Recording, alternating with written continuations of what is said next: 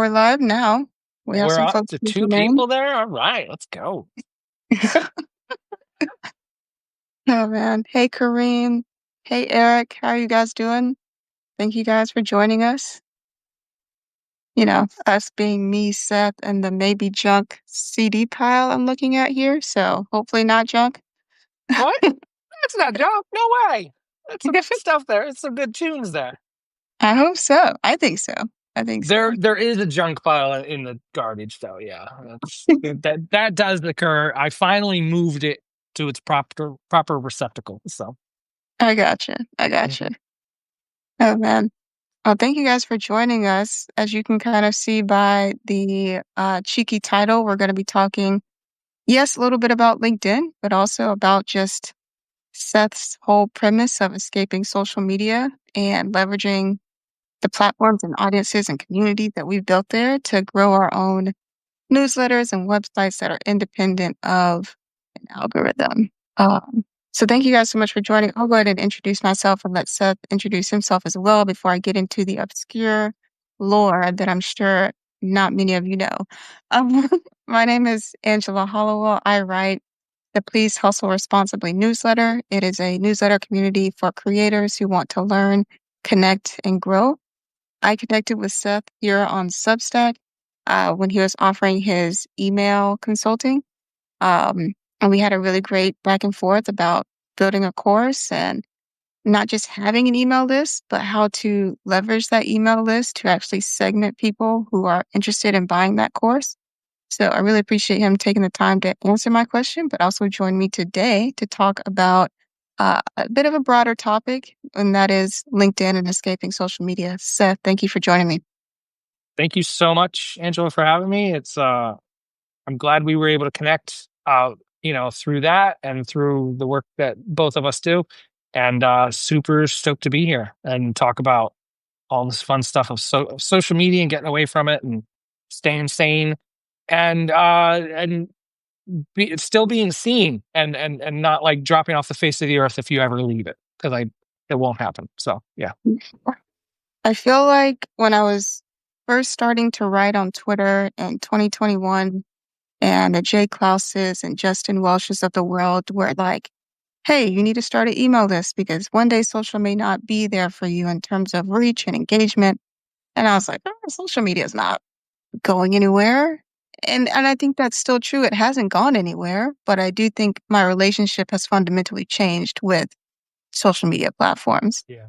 And I am more at peace than ever that I now feel comfortable stepping away from social media and understanding how to market myself and grow my community outside of social media, especially now that I have an email newsletter community as the foundation of my business. I feel like maybe a greater way to talk about that value proposition is to say that having a newsletter de-risk a creative business in a multitude of ways, right? First of Yeah. which is making you a little bit more algorithm proof. Um, we had a conversation in the comments about me spending years writing daily on LinkedIn, growing to 12,500 followers, and now being like, yeah, I want to not do this anymore. I want to not post every day. Yeah. So I would love to maybe hear some of your advice around.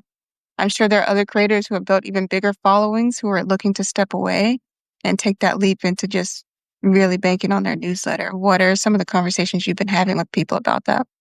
One of the biggest things is that muscle memory, or muscle memory, urge, habit, whatever you want to call it, of posting on something like LinkedIn all the time, or a Twitter, or a Substack notes, is putting that in a different place. Like using that same energy, but putting it on your website,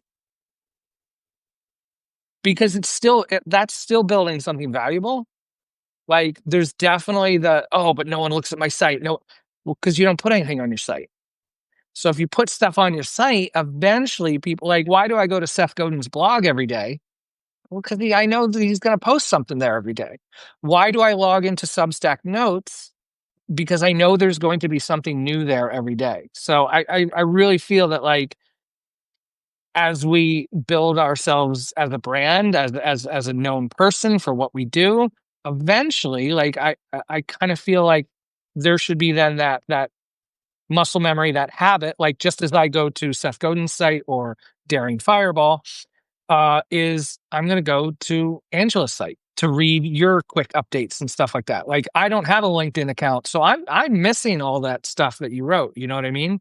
But what if you that whole time had been doubling that content and putting it in two spaces? Now you would have this full archive of everything you wrote about there. You know what I mean? Yeah, I think one thing that has made me shy away from doubling in the past Hmm. is feeling like I'm duplicating effort without a way to measure return on that effort. Okay. Have you heard people talk about that? And I could expound on that too. I think, for example, there's a lot of people who talk about using Medium, for example, or like you Hmm. said, just having a duplication of their Substack articles on a website that they own.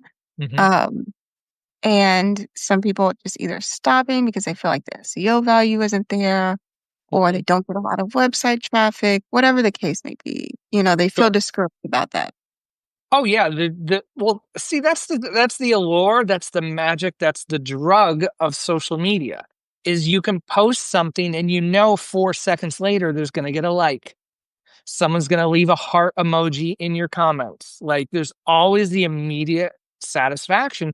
And it's by design. Like social media is made that way. And our websites aren't. They never were. So it's when we send a newsletter, I mean, you know how this is. You send a newsletter out to how many number of people you have. What's the response? Where is it? Where's the comments? Especially with Substack now. Now there's likes and comments with our newsletters, not just replies, not just open rates, and there's all these numbers to look at. So yeah, the discouragement is we bought into the immediate gratification of everything. Like post and we should see something. Post and we should see something. And like I've been updating finally, like I got my own personal blog going in 2018. None of that stuff has more than 20, most of those posts don't have more than 20 views or whatever, but I don't care, like, because it's also one, it's for me to be able to like look back through my archives and see what I was writing back then, but also too, if anyone is like wants to nerd out and be like, what? Wait, I went to Seth's blog and it goes back to 2004. What? Like, let me click on 2018. What was Seth writing in 2018? It's a mystery to me. Like, so it's like, I don't know. I kind of think having that your own space and like maybe it's doubled up content. Maybe it's not. Maybe it's just throwaway posts. Like I have plenty, believe me, there's plenty of throwaway posts on my blog.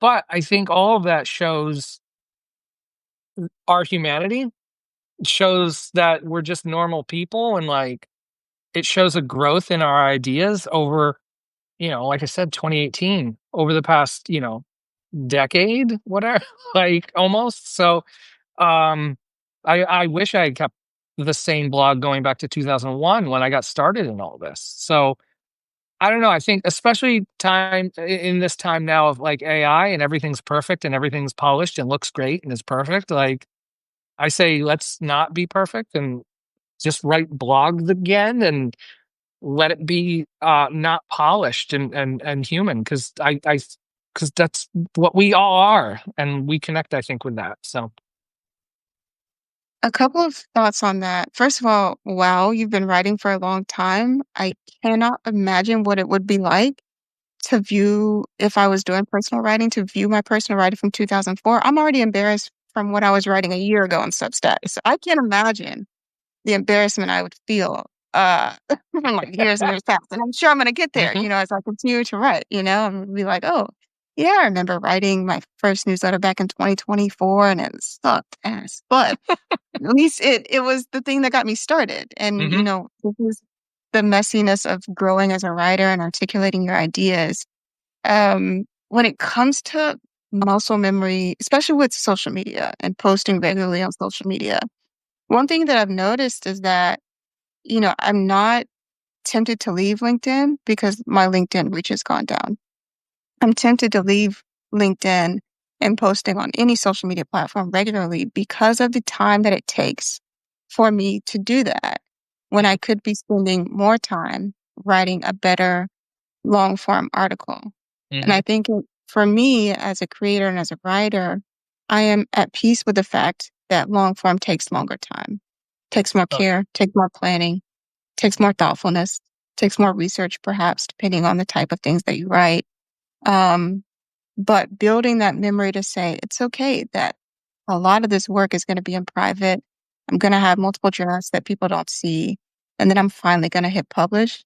And I'm going to have to erase my memory, go on to the next one and not care about the numbers, right? right. I can only care about the engagement and the impact and the resonance and just continue to work on that. Yep. Um, that for me has also just been like a complete mental exercise as well. Like getting out of that short form, like, oh, how do I package this in so many characters? And really think about it's not about the characters.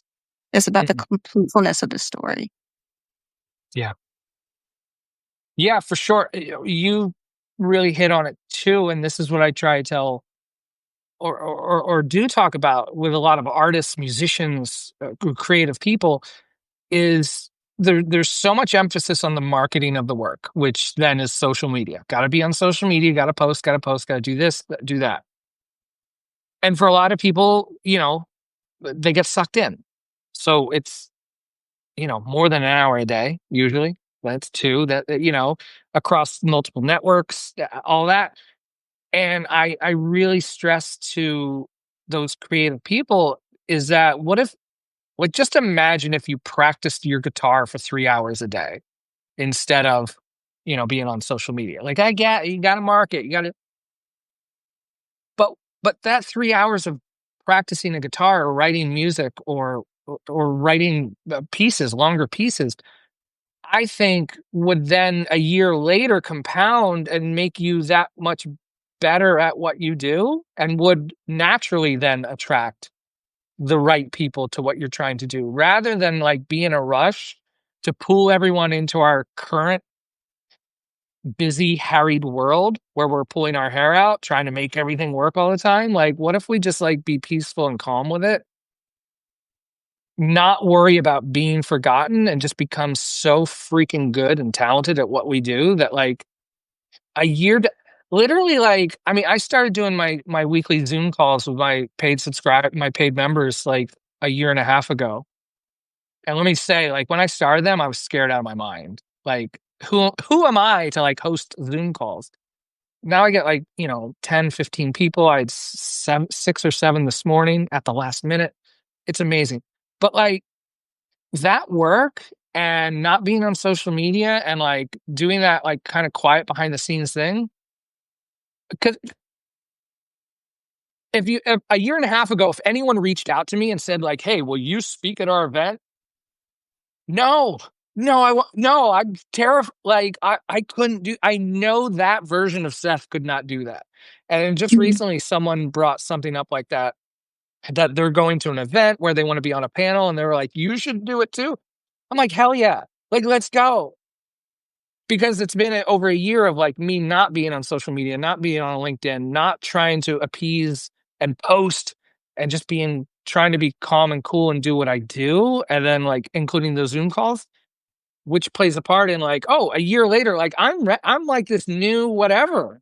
I'm like ready for whatever. And I think that's a big thing people miss that like they think they're gonna miss out so much, all these opportunities on social media. Whereas what if you just become like a 10x better at whatever you do without social media a year later? Yeah. And I think that's a journey I'm excited for. And quite frankly, a journey that I feel like I also started around the same time I started my newsletter. Hmm. So, Please Hustle Responsibly, I think technically my first article was published late November 2023. Hmm. In 2024, I made my first like original documentary short that like no sponsors, no nonprofit, like no nobody, no fiscal sponsor, just me, small crew, and a subject. And we did a film festival run with that. So trying again a different form of marketing, right? It's not like oh, we made it. We're going to put it on YouTube. And there's nothing wrong with YouTube. I love Mm-mm. YouTube. Hey, Stephanie, how are you? Um, Stephanie. I think part of it was like, how can we create a better, like, one-to-one experience for each viewer of this film before we put it online and put Mhm, it out there? And by far, so many people walk up to me, even if they didn't or weren't unable maybe to support the crowdfund, even if they were unable to join us for our in-person and virtual film screenings, two things I had never done before 2024. So again, in your book, like you had told me pre-2024 I was gonna be doing that and have, 40 mhm. something people show up in person and almost 40 people show up virtually, I've been like, "Who are these 40 people that are coming out to Yeah. see me?" You know, Mhm. and spending, time with me. But by far the thing that I am the most known for, and I'm getting a lot more recognition as a writer, as a producer, as a film director, way more than I did in 4 years of writing every day on social media. So it's also like, Wow. yeah, that project took me 6 months to make, and then another year basically of doing a film festival circuit, but it has paid off exponentially, and Mhm. I try to remind myself of that as I think about, like, "Oh, there's this oh, I should post this on LinkedIn." It's like, "No, I shouldn't actually. I should let it cook. Let it cook a Let little it bit." cook. Absolutely, let it cook. Too, like, all the daily grind of you working on a project like that, the people behind the scenes, you said the circuit, all the people you met, like, like, people are the multiplier in that. Like, there's so much energy, I think, in that face to face or the Zoom call, whatever stuff. That just amplifies it, and you become amplified by it too, because each one of those interactions, like, the the risk involved in posting on LinkedIn is minimal. Like, if you post something that just doesn't hit, no one knows. Like, you're probably not, I mean, people do this, like, but you and I we've seen how people get fired on social media because they do really dumb shit. Um, you gotta go out of your way to, like, do that, But, like, otherwise, for if just our normal day to day, we're not gonna get fired for what we do on social media. We're not all that. So there's just less risk. Whereas, like, you hop on a Zoom call with a potential, like, person that that's gonna help you do this project. Like, there's risk involved in that. Yeah, It could fall flat. The vibe could be off. Like, you don't know, or you do the screening. Okay, we can have people here to, oh no, only two people might show up. That's scary. Who wants to put yourself in that position? But, like, by doing that, like, you're just, like, strengthening yourself for, like, whatever's next down the road. And whereas social media just doesn't sharpen you like that. that is such a great point, and I hadn't thought about it like that too, Yeah. because, yeah, today you're hosting 6 people on Zoom. By the time it gets to 100, then everybody's gonna be asking, "How'd you get 100 people on Zoom?" It's because I showed up for the 6, and I got better, you know? Oh, yes. Like I said, a year and a half, I was terrified doing Zoom calls and inviting people in.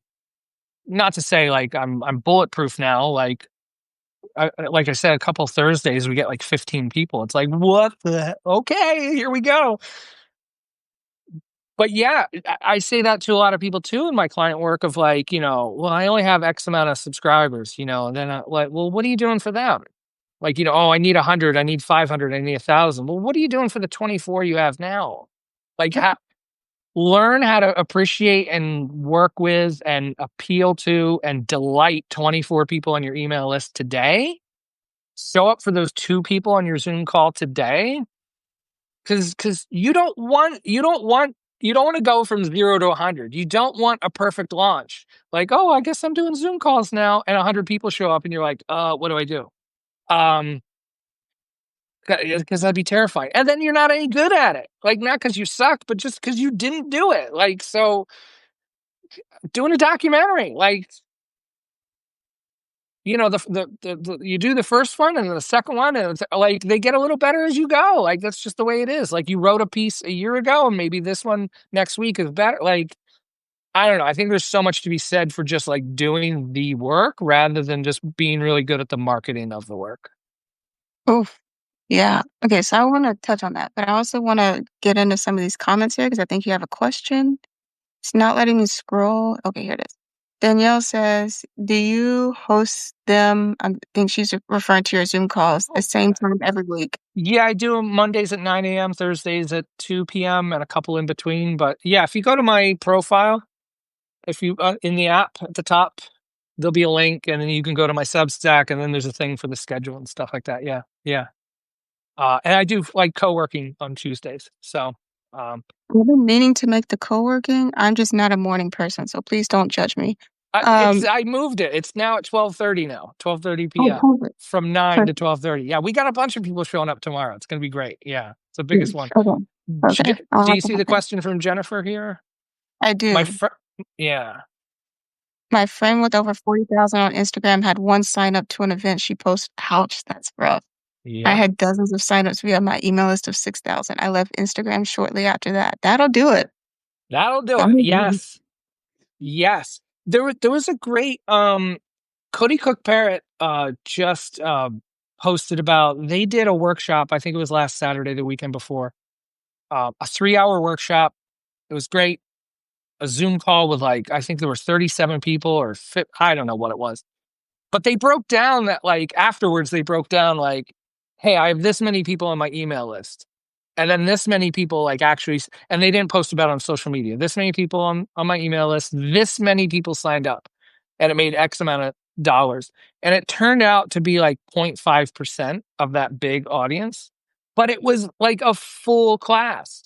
They made money, like with just 0.5%. So yeah, to Jennifer's point here, you have dozens of signups via an email list of 6,000. Boom. Like 6,000 is attainable. Much more so than 40,000 on Instagram. Get out of here. Like that's tough. Yeah. I want to touch on that percentage that you mentioned as well. So we have a couple things I want to go back to, but I definitely want to highlight some more comments here. Kareem Arthur says, yes, trust the process. Lessons come from mistakes. I know we've made some. Looks like you got a new subscriber. Love that for you, Yay. Danielle. Ready? Stephanie Graham. Hey, Stephanie. I was just there this morning, but also you do the Zoom calls as a paid benefit. Yep. Yeah, yeah, I do. Tuesdays is free. And I do, I have a free, not free trial, paid trial, whatever. Mhm. Get in touch, whatever. Come hang out. Love to have you. Oh, I want to start with the most recent thing you said, which is about the percentage of Yes. conversion and how, like, we can go to Instagram, we can go to LinkedIn, any social media platform. If you were to put together a media kit or just a post that said my engagement rate on this platform is 0.5%, people would laugh you out of the door. They would say that's terrible, that's abysmal, that's not going to convert. But if you say 0.5% on an email list, that's a much different story, Hmm. right? It's a higher quality engagement point.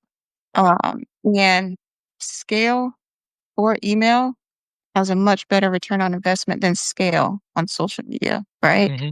And I think that's been something I've been learning too is like, how do we think about scale, right? Because scale, as we think about it right now, it's like churn and burn, not very relationship oriented at all, very superficial numbers driven, um, and again, just unsustainable, right? At some point, you either have to sell out, whatever that means for you, whether that's exiting a company or selling your social media platforms because you can no longer maintain the pace that is required to keep up with that amount of subscribers and growth. Or maybe you take the slow route, like we're doing, create a little more slowly, create a little more intentionally, make spaces for more intentional relationship building. And you see that 0.5%, 1%, even 2% click through rate means a whole heck of a lot more, Hmm. you know. And I think, again, I don't know if it's because we're too early. I don't know if it's because maybe nobody's really looked at it. But that's not something that's happening in the mainstream conversations around newsletters right now. Yeah. Well, because too, so much of it is not visible. Like on an Instagram post, you can see how many people like it. But a newsletter, like I said, like if you're doing whatever you're doing and like you send a newsletter, and it takes a while for that stuff to show up. Um, if at all, like maybe it won't. Maybe that one email does not hit. Maybe that like it's a Tuesday or whatever. Like it just like these are real people on the other side of the screen. Um, but yeah, to your point though, that if you people that are on your email list are engaged to begin with, like they went it's a lot harder to sign up for an email list than it is to subscribe or to follow on Instagram. On Instagram, you just click, boom, I'm followed, I'm followed. So then like they're already enrolled, and then like as you put links through stuff, that's the thing too, is like you can have that giant email list and like not everybody's gonna click the things. Like it can be this small, like it could be that. So you know, anyone can see it on Substack right now. I have 6,500 email subscribers, and like my Thursday paid calls have like 13 or 14 or 15 people. Like, whoa, that number's really, but it works. Like, there's magic happening in there. So it's never a point of like of the audience is one thing, but like, yes, Max, perfect timing. My people. Like you're trying to find your people. And we had that conversation a couple months ago on our own Substack Live. It's like finding your people in that giant group, you know, to whittle down. And like that's people want to believe as they get into especially now in 2025, if you want to get into the email marketing game, great. I have 6,500 subscribers. That must mean 6,500 people want to click the link to buy my thing. And it's just not true. Like there's so many varying levels of engaged people on that list, and not just engaged of like, these people will buy, these people, like some people are just there for a little bit and disappear, whatever. Some people will click. People have got lives. They're not probably hanging on to every word that you write in an email newsletter. Like sometimes skip Seth Godin's newsletters. Like, you know, it happens. I want to call out some of these comments, and I want to keep going on what you're talking about. Hi, Clint Clint. Collide, Yes. Hi, Clint. Yes. Clint Collada. love the Yes. rainbow stuff you got going on. Thank you for saying hello. He said, virality isn't sustainable. Slow and steady wins the race, in my opinion. We're all about it. Michelle, hey girl. Relationship building is way underappreciated, discussed. This is true. Oh, yeah. Clint Collide and there's no race. None at all. Right. But, there's somebody on Substack posting about how to get big on Substack right now, I guarantee you. Danielle says, I never assume people read all my emails. I Oh, know people don't read all. big time. That's why you got to say your thing, email after email after email after email. You can't just say it in one thing and expect people to like know about it 4 emails later. Yeah. Max Sorry to Pete, cut you what off. do I you, know we're going. Yeah. it's all good. It's all good. Hey Max, how's it going? Um, this is kind of dovetailing perfectly into something that you said earlier, which is like, if we put more effort into the making and less effort into the marketing, the things that we're making will be so much better. So that if we are marketing them, then at least we know we're promoting and talking about a great product that people Hmm. would really enjoy. I think something that has also just been eye opening for me since writing the newsletter, and this is even when I was still writing on Substack. So, my opinion, which is not as good as what it is now, but we're not going to go there. Um, People will walk up to me and it's almost like when you have a podcast, a newsletter, and a YouTube channel, the way people react to you is different based on which one of those channels they engage with the Mm, most. I've yeah. noticed on YouTube, it's almost because it's like TV for people. People are like, "Oh, this is an on-camera personality," and that's how they react to me. Like Yeah. I'm a small celebrity or something. They're like, "Oh, hey, how's it going?" And it's like, "Hi, how are you?" All right. On the podcast, it's like you're spending so much time between their ears. They're like, "This is my friend that I'm Hmm. hanging with." And so sometimes when people are heavy listeners of my podcast, they'll just walk up to me and start talking. No introduction, No, hey, how are you doing? No, hey, I Right. listened to your podcast. Just, hey, yada, yada, yada. And I'm like, okay, great. Wow. I found that with a newsletter, it's almost like we're pen pals. And so when people see me in person, they're like surprised that I'm in the wild. They're like, why are you not writing something? But also, I read everything you write. So what's going on? What are Yeah. you writing for me next? Yeah. And I've also had people who can pinpoint the exact article that made them subscribe, which is very, very interesting because how many people can say which post you wrote on social media that made them follow you? Oh, Probably nobody. right. Probably Yeah. nobody. Mhm. So the impact of an article is just so, so different. Mhm. Um, and to me, it just like coming from that writing on social media muscle that I developed, and also just like as a freelance filmmaker who's heavily involved in using video for marketing, part of my mind is always on like, okay, making it is great, but how do we get people to watch it or view it or interact with it? And Mhm. now it's like, oh, I get to slow down and think about how do I make this the best that it can be so that when I do talk about it and when someone does see it, they want more, Mhm. right? I can care less about having some clever post on social media, and I can care more about having a really great post that's worth clicking on, worth reading in its entirety, worth engaging with, worth sticking around for. Mhm. And that has just been, again, just like these slow little like triggers and signals that I should be spending more time on long form. Yeah. Yeah, it also gives, I think, too, when you look at it from that outside that social media world to come, for the people that want to like trickle down, or even from a Substack newsletter, if they're on Substack notes, is that whole like going deeper. And like, if you have your own website, like a person can go from your Substack to your website and just like dive deeper into what you're doing. And I think by writing longer form stuff, by taking our time and building more of a body of work, an archive of work, um, gives people something to latch onto. In my world, in the music world, um, there are so many bands, artists out there that their websites are just kind of copy and paste of social media. Like here's the embed of my Instagram. Here's the widget that shows my tour dates. Yeah, I don't know. I don't know what else you need. I don't know like what am I going there for, you know? And I was just talking to someone recently about like the whole website idea, and like you spend all this time going on tour, booking a tour, going on tour, spend all that time on the road, and all those the story of that, the images, the crazy tour stories, like there's so many stories from that. It's all scattered on all these social media platforms that, 8 minutes after tour ends, they're all gone. Like no one, but if you have a section on your website that's like the tour poster and just a running list of every date and photos and stories, and then the next date and the photos and the like, I would probably read the heck out of that if I'm not a fan of your band or if I've never heard of you. I would probably see that and be like, I like this. I got to check this band out. Look at what they're doing. And like, so I just think, is there an immediate payoff to doing something like that? Is there an immediate payoff of me putting my stuff on my socialmediascape.club website first before I put it in a newsletter? No.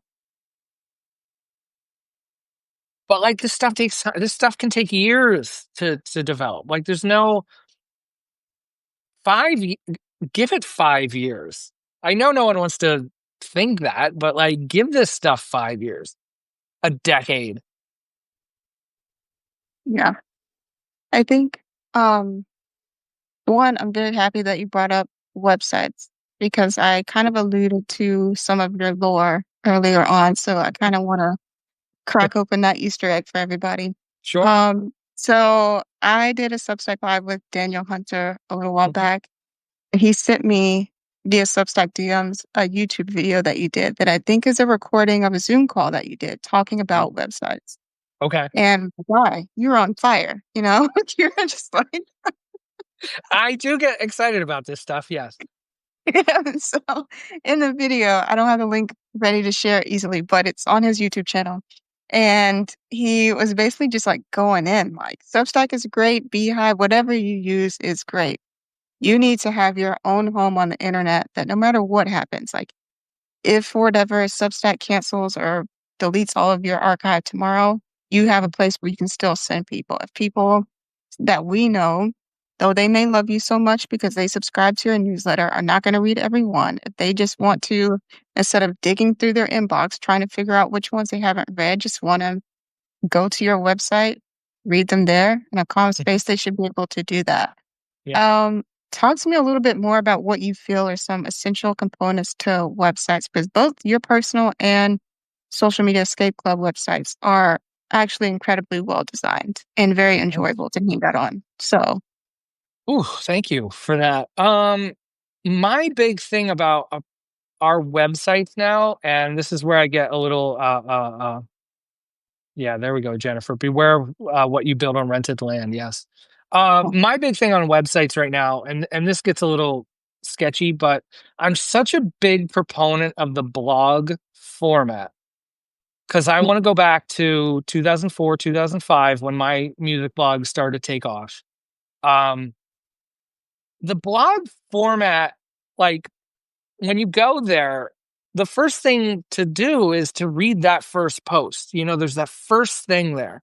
And I see so many websites today. I'm sorry if I'm stepping on any toes, but with anybody listening, whatever, but it's just like these blocks, and then there's like 8 links at the top of like I do this, I do that, I do that. Here's my about, here's my contact, here's my subscribe. And it's just like, and then you scroll down and there's like H1 tag for like this and a big photo, and it's like and like you still haven't consumed anything. You're just like taking it all in, which I think is the value of a blog, is that, or your own website, is curating the experience, is not just throwing everything into it and been like, oh, figure it out. Like, here's everything I do. Like, I relate it to IKEA. Like, IKEA has 10 billion items, but there's a route they want you to take. That it's not set up like a grocery store. Like, yeah, there's aisle 5. I don't know what's there. Like, so for me, a blog is like so gigantic because it just like, in all of this, it shows who you are. Like, you don't have to share everything. You don't have to go super deep on everything. That's not how it has to work. That's not how blogging has to work, or writing in general. But like, it's just a curation. Like today's blog post, yo, this is what I'm talking about. Here we are. And then like the one below that is like, this is what I was on yesterday or last week. And then like you can just dig through that. And I don't know. I think curation with a website is like key. I don't think it's just about having a website. I think curation is the big part of like, you came to my website and this is, someone asked me like, oh, well, why doesn't my website doesn't get the same engagement as say a LinkedIn? Well, yeah, because LinkedIn is built for engagement. There's all these things to click and do, and this, whereas your website, most websites are just like, here's a big picture, here's 8 links, what do you want me to engage with? Sorry, I'm getting fired up here, but like, I think that it gets the engagement that you want. Like, I don't know, if you just put there like a big question with your email, I bet people would email you. Like the people that are into what you do, or this, that, like, so if you build it that way, or your front page is a contact form. Here's my thing. And then it's like, put your name, email, and a contact. Boom. Like, yeah, you probably get some emails from that. Not many people put their contact page as the front page, but you will get emails. And I think if you put a blog as the front page, as a lot of websites used to be, I think that would show a lot. And so much of this, I think, is just showing people who we are and not just what we make. And I think a blog can big time do that and be helpful in that. And curious people that want to know more about what you do, like, I think they could be drawn to that and then send you an email and hire you. Or say, hey, what's up? Let's get on a Zoom call. all of that. I want to take just a small break because we've been going for 40 minutes. I want to invite people who are hanging out with us, all 46 of you. Thank you. Jump in the chat if you have questions for me or Seth about LinkedIn, social media, writing, websites. We got some OG bloggers here. Danielle says she's been Yeah. blogging since 2015. Heck yeah. Stephanie, who says, "Ooh, I definitely need to share my archive of newsletters somewhere." Hmm. Absolutely. Jennifer, again, she said, "Beware of what you build on rented land." That's what made me stop posting my classes to Skillshare and start my own membership.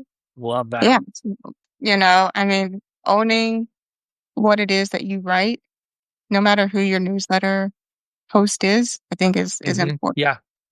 Yeah, Yeah. Whether it's a button down or a kit or whatever. Like, yeah, if that's the big thing, if the newsletter is your big thing, yeah, you got to have a backup of that. Like, you got to have that somewhere. You have to have an archive of like, because again, if Substack, like I started on Substack in 2021, if it goes down tomorrow, like I'm going to lose a bunch of stuff. Like I haven't moved everything over to my blog yet. And that's a bummer.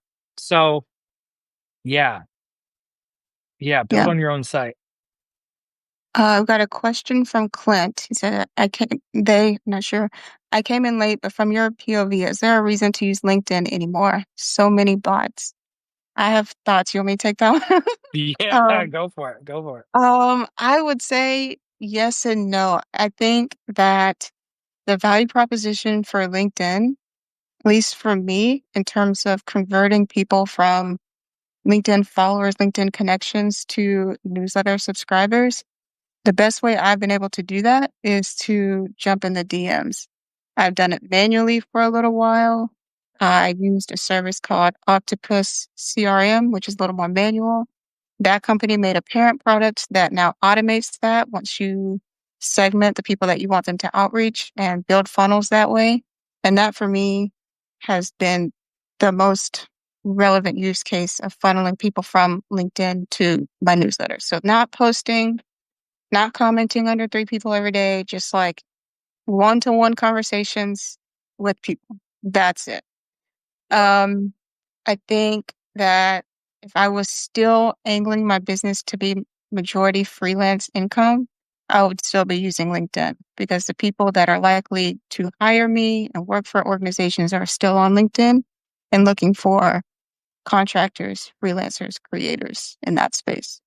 If you are solely looking to grow a following on LinkedIn because you want to be a LinkedIn creator and you feel that growing a following on LinkedIn will inherently push people to your newsletter, I will say that is probably just simply not going to be the case anymore. And your effort will be better spent writing better articles, curating those articles for your current audience, and learning how to market and build community off of social media. So those are my thoughts on that. Yeah. To your point, the DM part of that is just still so much part of the people part of it. Is Yeah. if you know people love your work and this and that, and they probably missed or didn't know that you even have a newsletter, just DM those people. And Yeah. obviously, you can't do that 100 times a day, but yeah, drip by drip. Yeah. Next one, Jennifer says, I was reminded again about rented land when I jumped into Substack. About 10 posts in, I realized I was building a great blog that wasn't on my site, so I changed plans. Yeah, good Okay. stuff. What are you using, Jennifer? I think that'd be great to know. Are you using WordPress? Are you using Framer, Webflow, Wix, Squarespace? Like what's working for you? How do you like it now since you've made that move? Stephanie, but then do you copy what you wrote on Kit and copy and paste it into a blog post on your website? I think you can. Yeah, you if you put it there first. What I do Yeah, is I write on my blog first, and then it kind of becomes what it goes into Kit or Substack, and then I don't necessarily then have to move it. Yeah, yeah. I write on my blog first now. So Okay. I think the next one is Larry Brown. Hey, Larry. I think he's checking in from Anaheim. I'm currently publishing on Substack and LinkedIn, but I want to start moving content over to my website. What's the best way to start transitioning to my websites? You guys have me paranoid about losing my content on Substack now. Don't be paranoid, be prepared. That's all. yeah, there you go. That's right. You take that one. Best way is, I mean, I think you can export it and import it and this and that. It never worked for me. So I've been copying and pasting my old posts manually into WordPress, which is fun though, because it allows me to like make edits to it and freshen it up before I put it then on my blog post. I just do, again, dating back to 2021. So I have a bunch. But you just do a couple a day, just set a reminder and do a couple a day and you're good. Jennifer, I read a blog now. Then my Substack posts are, hey, I made this blog about this cool topic with enticing Mhm. pics and link over to my blog. Okay. There you Okay. go. So Yep. it's almost like using your website as your social media feed of like, hey, I wrote this thing. Go check it out. Yeah. That's interesting. Elena Lugo. I have 24% of engagement. I have 4 months doing regular posting on my newsletter. Thanks for letting me know I'm doing great. Slow and steady. I'm glad you feel Yeah. great. Yeah, absolutely. Yep. Emily, I'm probably going to say the last name wrong, so I'm not going to say it. Personally, if I get too many newsletters, I won't read them. And I also think most people now don't read long content. Just look at the successive notes versus subscribers. We've unfortunately evolved that way. What's your take on it? Can I go Uh, first on this one? Please. Yeah, go ahead. Yeah, I think one, if you get too many newsletters, don't feel bad about unsubscribing the ones that you don't read and giving more space in your inbox to the ones that you do read. There's a couple ways to make your newsletter feed a little more manageable. You can try getting the RSS feeds to your newsletters and having your own feed on like Feedly or something like that, where you bring in, articles that way. I've seen people make newsletter aliases with their email address. So only newsletters go to a certain email address, and that helps them curate their inbox a little bit better. I personally use Hey Email. I know there's some other options like Paste and things like that that allow you to flag an email as a newsletter email. And so they go into a separate inbox than your regular inbox. So for me, that's what works. And on Saturday mornings, I scroll that feed in my Hey email and I read my emails and newsletters for that week. So that for me has been great. On the perception that people don't read long form. I think people first started honking this horn when short form video came. And they're like, people don't watch long form video. They only want TikToks. Well, let me ask you, did you watch The Last Dance on Netflix? Were you a part of the Nicolandria Love Island, fandom? Are you watching anything interesting on Netflix, Hulu, any streaming platform? Yes, because you love it, because you can sink your teeth into it, because you're getting to know the characters, because you're invested in the storyline, because you love a little petty mess. We all do, okay? And we're not getting it in 60 seconds on TikTok. Will there be short form video here to stay? Absolutely. Does that take away from really incredible long form video and written work? No. Did podcasts die overnight? No, they never will. I think this perception that, oh, people aren't going to read it. Yes, they will. If you write something worth reading, if you create something worth people's attention. And that for a long time felt like this pie in the sky abstract concept of, well, how do we know if something is good enough for someone's attention? And I think maybe to Seth's point, and I'm sure he'll expound, you won't. Maybe give it 5 years, and then you'll know what your audience likes and what they engage with the most and what resonates heavily and what things you should maybe double down on or that are still of interest to you as your taste evolve and your career evolves as a creator. So my biggest thing maybe is to just motivate you to not give up on long form and understand that as of right now, Substack Notes is not curated in a way that we have decided. The people that show up in your Substack note feed have very little to do with who you follow and who Substack decides to feed you that day. So you're still following into the trap of an algorithm that you are not curating. So Yeah. my thoughts and 2 cents there. Yeah, just look the quote, just look at the success of notes versus subscribers. You can keep your notes. Like I got my email list. Like my email list eats first. Like I'm not if so yeah, sure. This is how social media works. There's people on notes that yes, go viral that get 1.7 thousand likes and fine. Yeah. And then how many of those people say, yeah, it got me 3 subscribers? Like, who cares? Sure, some of them hit it big and get 100 subscribers, sure. But the casino has to pay out or else people stop going to the casinos. Those people just happen to win that day. And tomorrow someone else will win and the day after that. Like, the notes stuff is just the casino. It's the food court at the mall, it's the blinking lights. It you can't stay there. Yeah. Long form works. Yeah. Also, just going back to something I said earlier, let's say you hit it viral on notes, or maybe you get a couple of notes that are getting 100 likes. How many people are going to run into you in the street and say, "Oh, I remember that note you wrote. Right. I can't That's remember a true. single note I wrote today." Yeah. Right. Oh man. Right. Jennifer said she used WordPress. Go WordPress. That's what I use. I still don't use WordPress. I haven't been No. indoctrinated yet. My personal website is on Framer, and Framer Yeah. has CMS, so I'm probably just gonna start copy and pasting stuff there. Um, Indoctrinated. So what? I'm in the cult now or something? yes, thank you for asking. I've been using it since 2004. Leave me alone. Michelle says, Angela, that's a really interesting point. Where your position and focus depends on who you would like to be paid from. Very Ooh. much, Ooh. very much so. Hmm. No one on Notes is paying me. Nah, but your email subscribers are. Um, Couple few. Clint, he says, thank you, Angela. Smart feedback, co-signing Larry's question. Alyssa, hey girl, I think she's from Durham. Hey Alyssa. Also, will this recording be available somewhere? There, yes. So Substack will allow both me and Seth to have a recording that we'll post after this. Um, Michelle says, I post totally different content on my blog versus what's on Substack. What are you posting on your blog and not on Substack? Because I know your Substack is creators getting paid, Michelle. So what's going on your blog? I'm curious.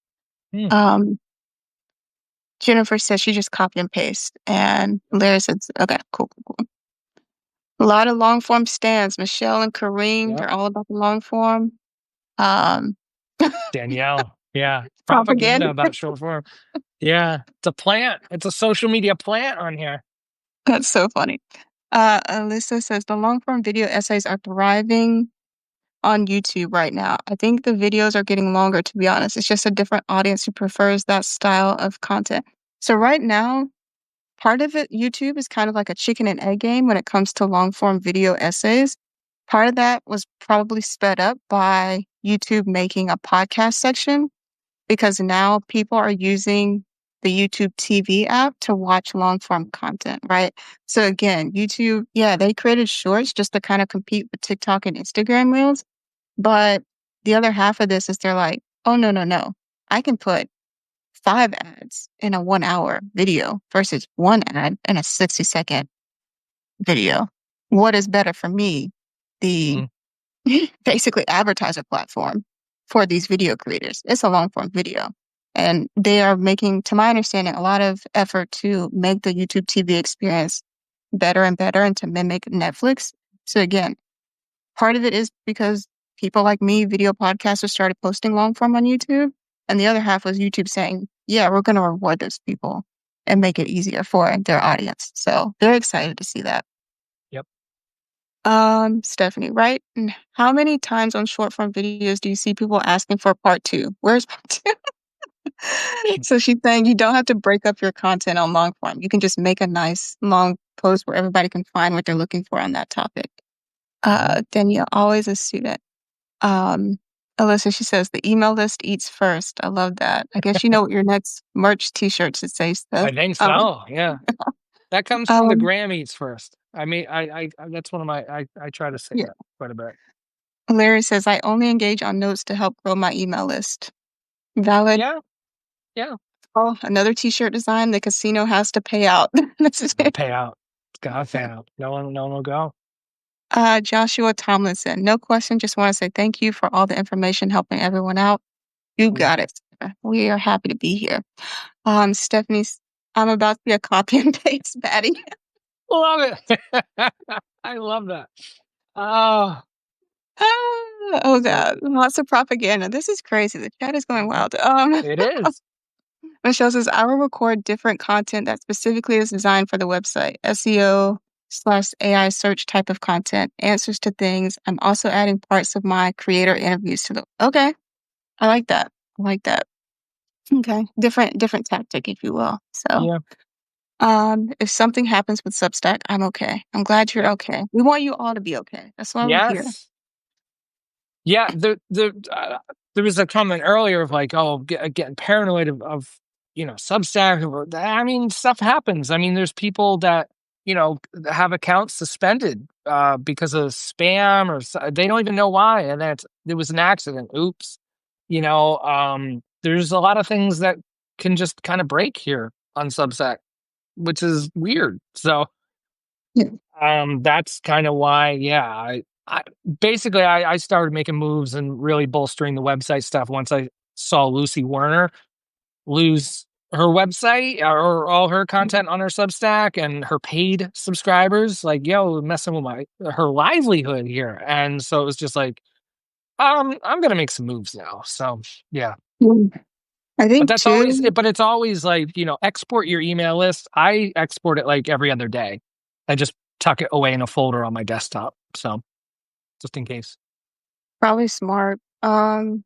Danielle, I low key wish I could like add you to this stream because here's the thing about Danielle. Danielle has like 11,000 like total subscribers. I don't know how many paid she has, Yeah. but I am curious like how you have been able to justify the 10% that Substack gets plus the 3% that Stripe gets Hmm. at scale like that because at that point you might as well just pay to host it on an actual Hmm. email hosting platform that's a little more secure that would allow you to have funnels because your newsletter in particular is built for funnels, right? Because she writes about grants for creators. There's a lot of upsells, cross sales, you Totally. know, experiences that people want to have that she could even make according to what type of creator they are. I'm trying to start shit myself. That's why I'm here. So Yeah. Yeah. and it's just like, if they're an artist, like here are the artist curated ones. Here's your preference. You can get them once a month, once a week, whatever. Like if you're a podcaster, here's the podcaster one. I am so locked in. It is difficult to uncouple myself right now. Babe, get uncoupled. Danielle, Divorce. can I say Divorce. this? Can I say this? You can export your paid members to other platforms. Memberful is one of them. Button Down is another. I moved all my paid members over to Memberful. I became a bestseller a bit ago, and like 2 days later, I moved everything over to Memberful. Um, so yeah, uncoupling from the Substack ecosystem is scary, but Yeah. the people at Memberful, and I don't have this isn't an affiliate thing, but like they will get on a Zoom call with you and talk you through it because it's scary. They will be there. Like they helped me step by step. They were in Google Sheets with me, matching stuff up. Like they just completed a little upgrade thing for me on Memberful with start dates and stuff like that. Totally boring meta stuff. But they did it. Like I gave them a spreadsheet and they did it. Like, yes, I pay them $50 a month for it, but like, yeah, for that. If anything goes wrong, if anything goes sideways, I can get in touch with them like that. Whereas like Substack, I get an AI chatbot? What? Block their number. Who said that? Who said that? Block the AI chatbot. Who's, Heck why do we yeah. need that? Absolutely, yeah. Go check out Memberful. They'll do a discovery call with you. I mean, of course they will because they would love your $50 a month. But they are rock solid. I can manage all my members on that site. It's yeah. Enough about that. But yeah, All right, we've been Memberful. going for an hour. We We may have. Oh my goodness. Yeah. um we may need to do a part two because this has I been great. there But didn't we talk about part two back there in the chat? Oh, they're gonna do part two. Yeah, come on. that's funny. But we just want to say thank you guys for hanging out with us on your lunch break on a Monday. Absolutely. Yeah. We had a Absolutely. great time. 55, 56 people here. My goodness. Yeah. She said, I feel like my favorite hairstylist is about to move to a new hair salon, and that's fine with me. Well, Yo, the hair definitely good to salon see is the you. real Yeah, tea. so good. So good. Yeah. Thank you guys. We want to come back. Yeah, I'll let let's Seth do it. introduce himself for the people that came in late, and I will wrap things up. Cool. Awesome. Thanks everybody for hanging out. And Angela, thanks for having me. Yes, thank you guys. The report recording will be up soon. Cool. Bye all. Bye. Oh wait, I'm like mousing to end here.